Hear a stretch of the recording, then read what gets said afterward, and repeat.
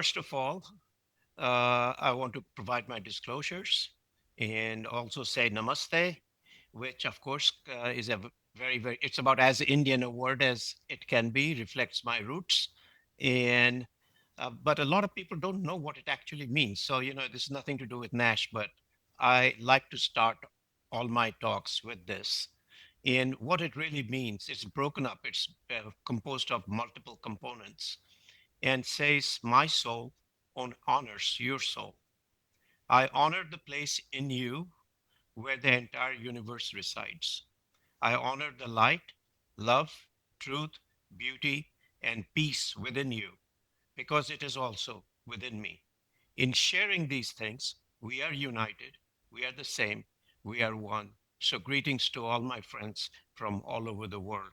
We physicians have a unique opportunity because we can reach across borders of politics, borders of religion, borders of economics through to create a unified existence based on humanity. So that is really my true confession and my disclosure. Now, to the medical side of things, the way place to start this conversation is really to talk about what is the biggest threat to life around the world. And these are non-communicable diseases or NCDs. Together, they contribute to about 71% of deaths globally. That's about 41 million people annually. And as you can see on this graph, it is increasing across every age group.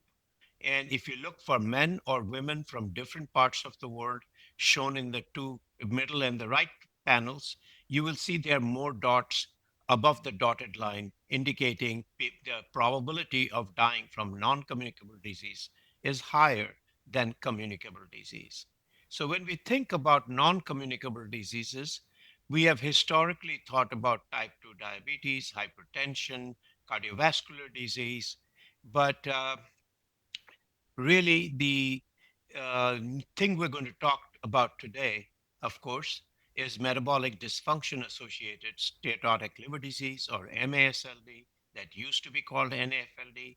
People went to war about nomenclature, but I think hopefully all of that is behind us. Regardless of how you call it, the bottom line is there are two phenotypes of this condition. One where you just get fat accumulation in the liver, not much else.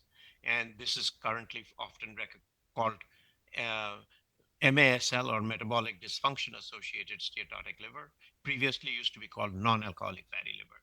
But there's a more aggressive lesion called steatohepatitis, where you not only have harmful steatosis, but you also have lobular inflammation and a very specific, relatively specific histological lesion called ballooning degeneration, which is the hallmark of steatohepatitis.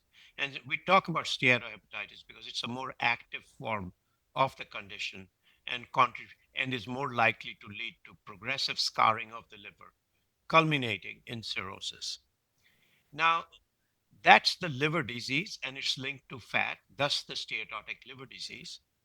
The metabolic dysfunction is shown on the right, where you see the general population prevalence of obesity, diabetes, hypertension, triglyceridemia, metabolic syndrome. And you can see that in patients who have this condition, it is highly enriched. So there is clearly a linkage, and this is part of the rationale for nomenclature change. So, why do we care about this? We care about it because the burden of disease is increasing around the world. Doesn't matter where we have looked, whether it is in Asia, whether we've looked in the US, in Europe, the number of people shown in the little circle, these are the people living with advanced liver disease, F3, F4, that continues to rise. And it is expected that by 2030, there will be over 40 million people living with advanced fibrosis or cirrhosis in USA, Western Europe, China, and Japan. And this does not even include the most populous country, India, which itself has numerically a very large burden of disease. So today's talk, I'm going to break it into two parts. First, to talk provide some clarity on therapeutic objectives and how the field is evolving in this direction with the move from organ-based medicine towards what we call metabolic medicine. And then we talk about how to evaluate and manage, and that will be more case-based.